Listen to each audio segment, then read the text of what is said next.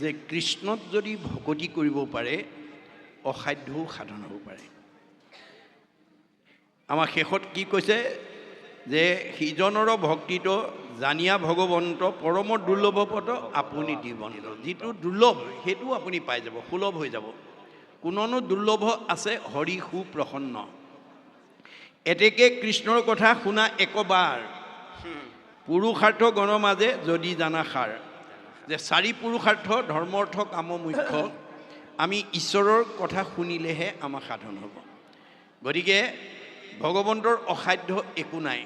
গতিকে তেওঁ লীলা কৰি এই যিবিলাক মাহাত্য তেওঁ দেখালে, এই কথাখিনি আমি যেতিয়া কম গাম শুনিম তেতিয়া আমাৰ মনবিলাক শুদ্ধ হৈ যাব, পবিত্ৰ হৈ যাব। গতিকে ভক্তিতহে ভগৱন্ত তুষ্ট হ'ব, মনত ৰাখিব কথাটো। এতিয়া আপোনালোকে এটা কথা জানি আনন্দিত হ'ব যে আমাৰ শদিয়াৰ পৰা ধুবুৰীলৈকে বিভিন্ন জিলাসমূহত আমি গুৰুজনাৰ ধৰ্ম আদৰ্শ প্ৰচাৰ কৰি এটা শুভ লক্ষণ দেখা পাইছোঁ। সেইটো হৈছে, যিটো আজি আপোনালোকৰ ইয়াতো দেখিছোঁ, সেইটো হৈছে যে বৰ্তমান আমাৰ নাম প্ৰসংগতেই বোলক, পাঠ প্ৰসংগতেই বোলক, ধৰ্মালোচনী সভাতেই বোলক, ভাগৱত ব্যাখ্যা অনুষ্ঠানতেই বোলক, আমাৰ পুৰুষতকৈ মহিলাৰ উপস্থিতিটো বেছি হৈছে। এইটো শুভ লক্ষণ দেই। আজি যদি আপোনালোকে অংক কৰে আপোনালোক ইয়াতো মহিলাৰে সংখ্যাটো সৰহ হৈছে। এইটো আমাৰ বেদৰ মতে আমাৰ কাৰণে এটা শুভ দিন আহি আছে। আমাৰ ঋক বেদত কৈছে ন গৃহম গৃহম ইতি আহু গৃহিণী গৃহম উচ্যতে তয়াহি সহিতা সৰ্বান পুৰুষায়াম সমষ্ণুতে। যিখন ঘৰৰ, যিখন গাঁৱৰ, যিখন সমাজৰ আইসকল ঈশ্বৰ ভক্তিপৰায়ণ হ'ব, তেওঁ নিজেতো উদ্ধাৰ হ'বই, সেইখন গাঁৱৰ সেইখন ঘৰৰ সকলো পুৰুষৰ চতুৰ্বৰ্গ সাধন কৰিব, জীৱৰ মুক্তি পথটো দি দিব। আৰু যিখন ঘৰত, যিখন গাঁৱত, যিখন সমাজত আইসকল ভক্তি বিমুখী হয়, মহাভাৰতৰ বন পৰ্বত কৈছে জৈস্য ভাৰ্যা গৃহে নাস্তি সাধীসা পুণ্যচাৰিতা অৰণ্যং তেন গন্তব্যং যথা অৰণ্যং তথা গৃহম। আইসকলে ইচ্ছা কৰিলে ঘৰ গুচি বাঁহতল কৰিব পাৰে, আৰু ইচ্ছা কৰিলে ঘৰ গুচি বৈকুণ্ঠলৈ উত্তৰণ কৰিব পাৰে। এয়া আইসকলৰ ক্ষমতা দেই, মনত ৰাখিব। বেদৰ মতে আইসকল যদি ভক্তিপৰায়ণ হয় ঘৰ গুচি বৈকুণ্ঠ হ'ব, আৰু যদি আইসকল ভক্তি বিমুখী হয় ঘৰ গুচি বাঁহতল হ'ব। আমি বাঁহতল হোৱাটো কোনেও নিবিচাৰোঁ, আমি ঘৰ গুচি বৈকুণ্ঠ হোৱাটো বিচাৰোঁ। যে বৈকুণ্ঠ কৰিবলৈ হ'লে আমাৰ আইসকলৰ ভক্তি মাৰ্গটো থাকিব লাগিব। পুৱা গধূলি ঘৰ দুৱাৰ মচি কাচি ধূপ ধূনা জ্বলাই গুৰুগৃহ মচি কাচি উপাসনা কৰিব লাগিব। যিটো কথা ৰাধিকা সতীয়ে গুৰুজনৰ ওচৰত কৈছিল, কি বুলি? গুৰুদেৱ, মোৰ সতীত্ব গুণৰ অন্যতম বৈশিষ্ট্য হ'ল প্ৰাতসে উঠিয়া কৰোঁ গৃহ কৰ্ম গণ, অবাহিৰে ভিতৰে কৰোঁ গুময় সিঞ্চন। মোৰ সতীত্ব গুণৰ অন্যতম বৈশিষ্ট্য, মই ৰাতিপুৱা সোনকালে উঠি ঘৰ দুৱাৰ সাৰি মচি গুৰুগৃহ মচি কাচি ধূপ ধূনা জ্বলাই ঈশ্বৰ উপাসনা কৰি ঘৰখন প্ৰদূষণ মুক্ত কৰি ৰাখোঁ, আৰু পুৱাৰ সৌৰ শক্তি আহৰণ কৰি সৃজনী শক্তি অটুট কৰি ৰাখোঁ। অৰ্থাৎ ৰাতিপুৱা সোনকালে উঠি যিসকল নৱদম্পতীয়ে সৌৰ শক্তি আহৰণ কৰিব, তেওঁ সন্তান জন্ম দিবৰ কাৰণে চিজাইনৰ প্ৰয়োজন নহয়, তেওঁ নৰ্মেল দিব পাৰিব। যাৰ কাৰণে বিশ্ববিখ্যাত বৈজ্ঞানিক আইনষ্টাইনে কৈছে science without religion is blind, religion without science is লেম।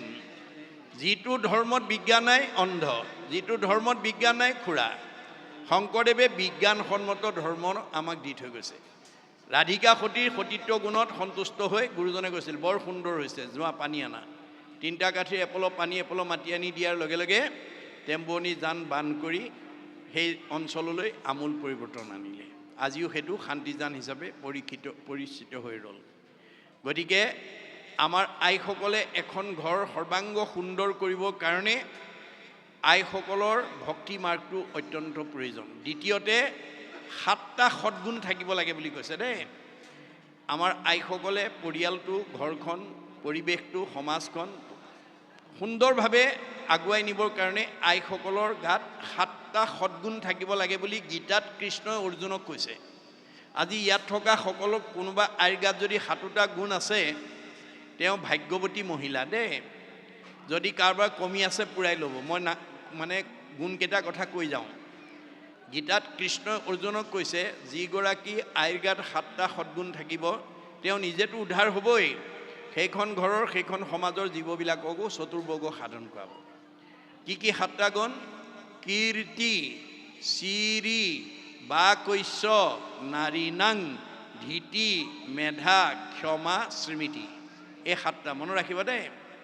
আপোনালোকে মনত ৰখাৰ উপৰি ছোৱালীবিলাকক এই কথাবিলাক বেছিকৈ ক'ব, কাৰণ আপোনালোকৰ ছোৱালীবিলাকক যদি এই নীতি শিক্ষা দিয়ে, জৱাহৰলাল নেহৰুৱে কৈছে if you educate a boy you educate individual only, if you educate a girl you educate the entire family. আপুনি ল'ৰা এটাক শিক্ষা দিলে ব্যক্তিগত শিক্ষা দিয়া হ'ব। এজনী ছোৱালীক যদি আপুনি নীতি শিক্ষা বা আধ্যাত্মিক শিক্ষা দিয়ে গোটেই ভৱিষ্যত পৰিয়ালটোৰ কাৰণে হ'ব। যাৰ কাৰণে জনক ৰজাই সীতাক শ্ৰীৰামচন্দ্ৰলৈ বিয়া দি এই নীতি শিক্ষা দিছে। কি বুলি? আই সীতা, তুমি মোৰ যোনিজাত সন্তান নোহোৱা, তোমাক মই যজ্ঞভূমিত লাভ কৰিছোঁ। যদিও যজ্ঞভূমিত লাভ কৰিছোঁ, তুমি পিতৃ মাতৃ অতি মৰমৰ অতি স্নেহৰ এজনী ছোৱালী। অজনিকা তোমাকো লভিলোঁ যজ্ঞভূমি, পিতৃৰ মাতৃৰ প্ৰিয়তম জীও তুমি। তুমি পিতৃ মাতৃ এজনী মৰমৰ ছোৱালী। ত্ৰিভুৱন নিৰূপমা তুমি মহাসতী, পৰম দুৰ্লভ আতি লভিলা সুপতি। তুমি ত্ৰিভুৱনৰ ভিতৰতে এজনী ধুনীয়া ছোৱালী আৰু এজনী সুযোগ্য স্বামীৰ তুমি সান্নিধ্য পালা। আই সীতা, স্বামীৰ সান্নিধ্য পালেই নহ'ব, তোমাৰ দায়িত্ব আৰু কৰ্তব্য আছে। কি? সতী স্ত্ৰী সকলৰ স্বামীহে ভূষণ, কদাচিতো নলংঘিবা স্বামীৰ বচন। তুমি এজনী সতী নাৰী হিচাপে তোমাৰ প্ৰথম অলংকাৰ হ'ব স্বামী ভক্তি। তুমি স্বামীক একচিতে সেৱা কৰি বাহা সৰ্বক্ষণে কৰিবা শুশ্ৰূষা শহু শাহুৰ চৰণে। তুমি স্বামীৰ উপৰিও শহুৰ শাহুৰকো যথোচিত শ্ৰদ্ধা ভক্তি কৰিবা। অকল তাতেই সীমাবদ্ধ নাৰাখিবা, নকৰিবা অৱহেলা দেউৰ সবক, কৰিবাহা দয়া আতি সমস্ত জনক। ঘৰত থকা দেউৰ ননন্দী জেঠাল বৰ্জনা সকলোকে তুমি যথোচিতভাৱে শ্ৰদ্ধা ভক্তি মৰম চেনেহ কৰিবা। তেতিয়া তেবে তজু শুদ্ধ যশ বাঢ়িব সংসাৰে, ইহপৰ লোকে সুখ মিলিব তোমাৰে। তেতিয়া তোমাৰ আদৰ্শত তোমাৰ আচৰণত মৰম চেনেহত মানে সন্তুষ্ট হৈ শহুৰ শাহুৰে সমাজত মই এজনী ভাল ছোৱালী শালমৰীয়া গাঁৱৰ পৰা বিয়া কৰাই আনিলোঁ বুলি প্ৰশংসা কৰিব। এজনী ছোৱালীৰ আচৰণে পৰিয়ালৰ গাঁওখনৰ গৌৰৱ বৃদ্ধি কৰিব আৰু এইখন গাঁৱৰ পৰা বহুত ছোৱালী ভৱিষ্যত বিয়া হৈ যোৱাৰ পথ প্ৰশস্ত হ'ব। মনত ৰাখিব কথাটো। গতিকে ভাগৱতৰ নীতি আদৰ্শৰে আমি যাতে ছোৱালীজনীক পঠিয়াব পাৰোঁ। অকল পুথিগত ডিগ্ৰী কৰি পঠিয়াই যদি আধ্যাত্মিক আৰু নৈতিক শিক্ষা দিয়া নাই, তেতিয়া তেওঁ শহুৰ শাহুৰক কেতিয়াও প্ৰিয় হ'ব নোৱাৰে। আজি বহুত ছোৱালীক ডক্টৰেট উপাধি দি ডাক্তৰ মাষ্টাৰ ডিগ্ৰী লৈ টেট মাষ্টৰণী ডাক্তৰণী বা নাৰ্ছনী কৰি পঠায়, কিন্তু তেওঁলোকে পুথিগত ডিগ্ৰীক প্ৰাধান্য দি শহুৰ শাহুৰ আগৰ 7-8লৈ বা LP স্কুলত পঢ়া বুলি যদি শহুৰ শাহুৰক অৱমাননা কৰে, যদি নিজৰ ডিগ্ৰীটোক প্ৰাধান্য দি যদি শহুৰ শাহুৰক মান্যতা নিদিয়ে, সেইজনী ছোৱালী বা বোৱাৰী কেতিয়াও শহুৰ শাহুৰৰ প্ৰিয় হ'ব নোৱাৰে। পুথিগত ডিগ্ৰীয়ে আপোনাক প্ৰকৃত মানুহ কৰিব নোৱাৰে। সেইকাৰণে পাশ্চাত্য শিক্ষাবিদ ৰাইবানে কৈছে, for all round development of student religious education is essential. আপুনি পুথিগত ডিগ্ৰীয়ে আমাক প্ৰকৃত মানৱ সম্পদ গঢ়িব নোৱাৰে যেতিয়ালৈকে ধৰ্মীয় শিক্ষা তাত যোগ নিদিব। ৰুচুই কৈছে, the religious education should be included in the curriculum because it is through religion that the fact of youth can be set on the road to the absolute values truth beauty and goodness. সত্য শিৱ সুন্দৰক আৰাধনা কৰিবলৈ হ'লে আমাৰ পুথিগত degree আচল নহয়, তাত আমি ধৰ্মীয় নৈতিক শিক্ষা যোগ দিবই লাগিব। আজি যিটো কথা নজনাৰ কাৰণে বহুত শিক্ষিত বোৱাৰী গৈ পিতৃ মাতৃ বা মানে শহুৰ শাহুৰৰ অপ্ৰিয় হ'ব লগা হয়। গতিকে তেওঁলোকক যাতে আমি আধ্যাত্মিক শিক্ষাৰে শিক্ষিত কৰিব পাৰোঁ তাৰ প্ৰতি আমি গুৰুত্ব দিব লাগিব। যেতিয়ালৈকে আধ্যাত্মিক আৰু নৈতিক জ্ঞান যুক্ত কৰি ল'ব নোৱাৰে তেতিয়ালৈকে তেওঁ সমাজৰ বা পৰিয়ালৰ প্ৰিয় হ'ব নোৱাৰে। এই তথ্য আমাক দিছে। গতিকে আমি সেই কথাটো জানিব লাগিব। 1 নম্বৰ গুণটো হ'ব লাগিব কীৰ্তি। আইসকলৰ কৰ্ম আদৰ্শবিলাক আনৰ প্ৰশংসনীয় হ'ব লাগে। নিট এণ্ড ক্লিন ডিচিপ্লিন, নিয়মানুবৰ্তিতা আৰু পৰিপাটিতা 1 নম্বৰ গুণ আইসকলৰ গাত থাকিব লাগিব। তেওঁ কৰ্মবিলাক তেওঁৰ মানে ঘৰৰ পৰিপাটিতা দেখি মানুহে প্ৰশংসা কৰিব লাগিব। চিৰি নিজেও ধুনীয়া হৈ থাকিব লাগিব, পৰিয়ালবিলাককো ধুনীয়াকৈ ৰাখিব লাগিব, পৰিৱেশটো ধুনীয়াকৈ লাগিব। বাকস্য কথা ক'ব জানিব লাগিব। যিখন ঘৰৰ আইসকলে কথা ক'ব জানে সেইটো পৰিয়ালত কেতিয়াও কাজিয়া পেচাল নালাগে। আজি কথা ক'ব নজনাৰ কাৰণে বহুত পৰিয়ালৰ স্বামী স্ত্ৰীৰ মাজত মনোমালিন্য, শাহু বোৱাৰীৰ মাজত মনোমালিন্য, দেউৰ নবৈকৰ মাজত মনোমালিন্য, ককাই ভাইৰ মাজত মনোমালিন্য, সীমা ঘৰীয়াৰ মাজত মনোমালিন্য ইত্যাদি ইত্যাদি। গণ্ডগোলটো ক'ত লাগিল? কথা ক'ব নাজানে। আমাৰ কথা ক'বলৈ ভাগৱতে নিয়ম শিকাই দিছে। আমাৰ কথা কেনেকৈ ক'ব লাগিব? সত্য, প্ৰিয়, হিত। আমি সদায় সঁচা কথা ক'বলৈ যত্ন কৰিব লাগিব। সঁচা কথা কোৱা মানুহে কালৈ ভয় কৰিব নালাগে, মূৰ তুলি কথা কয়। মিছা কথা কোৱা মানুহে তললৈ মূৰ কৰি থাকে, ধৰা পৰা ভয় কৰে। সঁচা কথা কোৱাজনলৈ মিছা কথা কোৱাবিলাকে সমীহ কৰে। আপোনাৰ পৰিয়ালত সঁচা কথা কোৱা ডেকা ল'ৰাই হওক, গাভৰু ছোৱালীয়ে হওক, বোৱাৰীয়ে হওক, শাহুৱে হওক, তেওঁলৈ বাকীবিলাকে অলপ দৰ কৰে। সমাজত সঁচা কথা কোৱা মানুহগৰাকী বা মানুহজনলৈ বাকী মিছা কথা কোৱাবিলাকে সদায় দৰ কৰে। মনত ৰাখিব, সদায় আপোনালোকে সঁচা কথা নিৰ্ভয়ে ক'ব পাৰিব, সাহসেৰে ক'ব পাৰিব, মূৰ তুলি কথা ক'ব পাৰিব। কিন্তু সঁচা কথাটো কেনেকৈ ক'ব লাগে? প্ৰিয়, শুনিবলৈ ভাল পোৱাকৈ। মা বদ অপ্ৰিয় সত্যম, সত্যম অপ্ৰিয়ম। সঁচা কথাও অপ্ৰিয়কৈ ক'ব নালাগে, বেয়া পোৱাকৈ ক'ব নালাগে। সঁচা কথা হ'ল বুলি অহংকাৰে নক'ব, প্ৰিয়, শুনিবলৈ ভাল পোৱাকৈ ক'ব। হয় নাই? আৰু হিত, আপোনাৰ কথাটোৱে আনক উপকাৰ কৰিব লাগিব, অপকাৰ কৰিব নালাগিব। শব্দ ব্ৰহ্ম, ৱৰ্ড ইজ গড, অবিনাশী। আপুনি ধেমালিটো ল'ৰা ছোৱালীক খাও সপনি নিদিব। ধেমালিটো ছোৱালীজনী বদমাছ, ল'ৰাটো দুষ্ট, এনেকুৱা বেয়া শব্দৰ প্ৰয়োগ নকৰিব। আপুনি যি শব্দ প্ৰয়োগ কৰিব তাৰ প্ৰতিক্ৰিয়াই তাৰ জীৱনত প্ৰতিক্ৰিয়া কৰিব। মনত ৰাখিব, শব্দ ব্ৰহ্ম। আপোনাৰ কথাটোৱে যাতে আনক আঘাত দিব লগা নহয়, তাৰ প্ৰতি সাৱধান হ'ব লাগে। কোনো বোৱাৰীয়ে নাভাবিব মই শাহুক অন্তৰত আঘাত পোৱাকৈ কৈ মই শান্তিত থাকিম। কাক আঘাত দিছে? চবতে মই আছোঁ বুলি কৈছে ভগৱানে। বোৱাৰী দেহতো মই, শাহুৰ দেহতো মই। মোকে দুখ দিবা, মোকে আঘাত দিবা, মোকে অন্যায় কৰিবা, মই আকৌ তোমাক ভালে ৰাখিব লাগে, নহ'ব। ভাগৱত পঢ়ি এইটো স্বভাৱ এৰিবা। আপোনাৰ কথাই যাতে আনক দুখ দিব লগা নহয়। দুখ দিব পাৰিব, আপোনাৰ দুখ দিয়াজনৰ কি হ'ব? পাপায় পৰপীড়নম। আপোনাৰ কথাই, আপোনাৰ বাক্যটোৱে যদি আনক আঘাত দিয়ে আপোনাৰ পাপ হ'ব। পাপ হোৱাৰ লগে লগে আপোনাৰ জীৱনলৈ দুখ দুৰ্গতি নামি আহিব, আয়ুস কাটি দিব ভগৱানে। আনক দুখ দিয়া মানুহ কেতিয়াও 100 বছৰ ভোগ কৰিবলৈ নাপায়। মনত ৰাখিব, সেইটো স্বভাৱ আছে যদি আজি ইয়াতে এৰিব দেই। কাকো দুখ নিদিব, কাক দুখ দিব? চবতে ভগৱান আছে। আপোনাৰ কথাই আনক উপকাৰ কৰিব লাগিব। পৰোপকাৰে পুণ্যম। আপুনি যদি কোৱা কথাটোৱে কোনোবা এজন ব্যক্তি বা কোনোবা এখন পৰিয়ালক যদি উপকাৰ কৰে, আপোনাৰ পুণ্য হ'ব। পুণ্য হোৱাৰ লগে লগে আপুনি সুখ ভোগ কৰিব, শান্তিত থাকিব, মৰিলে সদগতি পাব। মনত ৰাখিব কথাটো।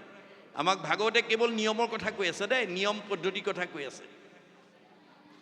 গতিকে আপোনাৰ কথাই যাতে আনক আঘাত নিদিয়ে তাৰ প্ৰতি লক্ষ্য ৰাখিব। এতিয়া কীৰ্তি শ্ৰী বাকস্য নাৰী নাং ধীতি, ধৈৰ্য গুণ হ'ব লাগিব। যিখন ঘৰৰ আইগৰাকী ধৈৰ্য গুণ থাকিব, তেওঁৰ স্বামী বা পৰিয়াল বিপদত পৰিব নালাগে। যেনে উদাহৰণস্বৰূপে আপোনাৰ সীমাঘৰীয়া মানুহজনৰ লগত স্বামীৰ কিবা এটা বিতৰ্ক হ'ল। সীমাঘৰীয়া মানুহজনে অকণমান তেওঁক বেয়াকৈ ক'লে। এতিয়া ধৈৰ্যশীল মহিলাই ক'ব, হেৰি হ'ব দিয়ক, কলত দুটা থাকিলেও ঠেকাঠেকি লাগে। সীমাঘৰীয়া মানুহ হিচাপে আপোনাক কিবা এটা ক'লে আপুনি সেইটোকে ধৰি নাৰাখিব, এৰি দিয়ক। এই বুলি যদি আইগৰাকীয়ে বুজাই দিয়ে, স্বামী বাচি গ'ল।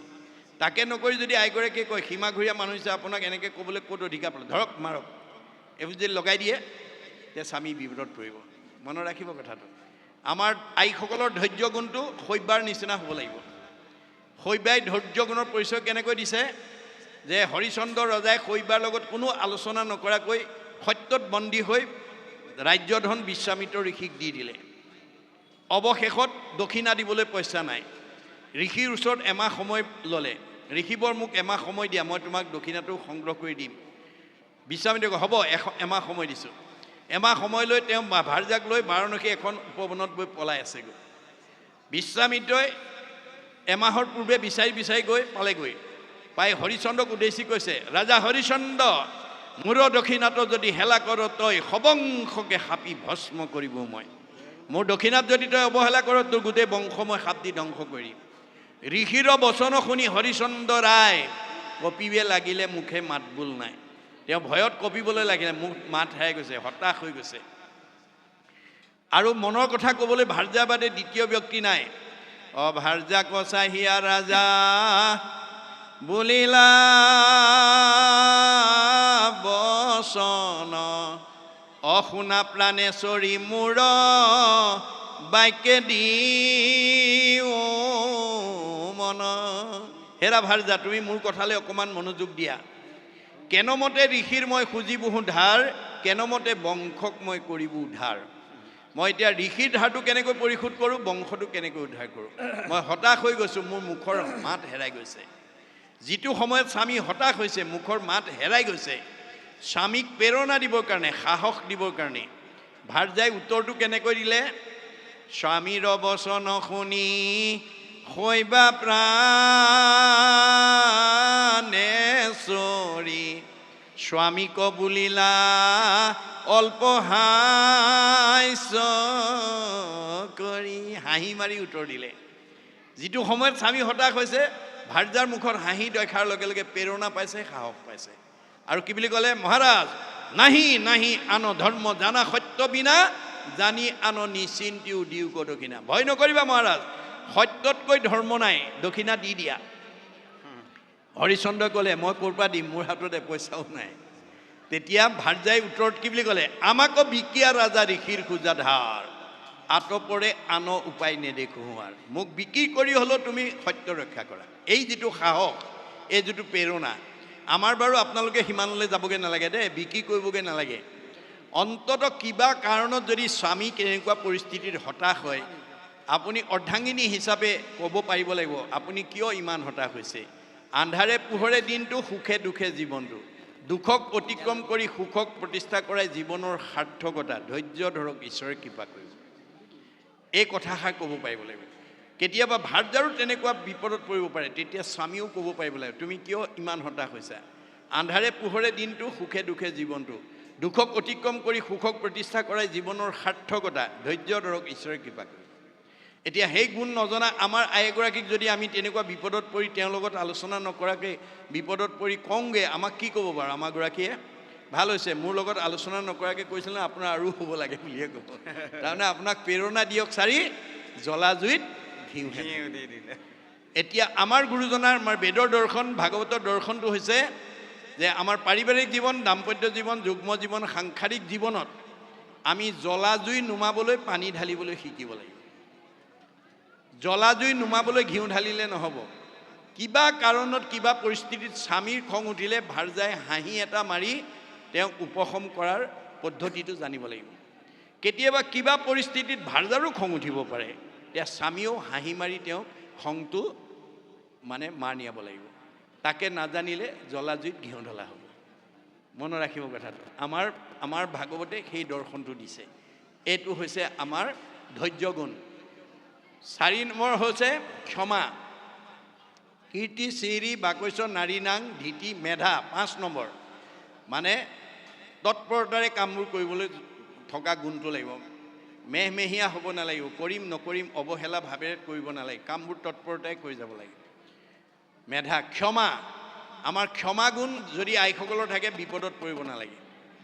নাই, আমাৰ ক্ষমা গুণটো দ্ৰৌপদীৰ সদৃশ হ'ব লাগে।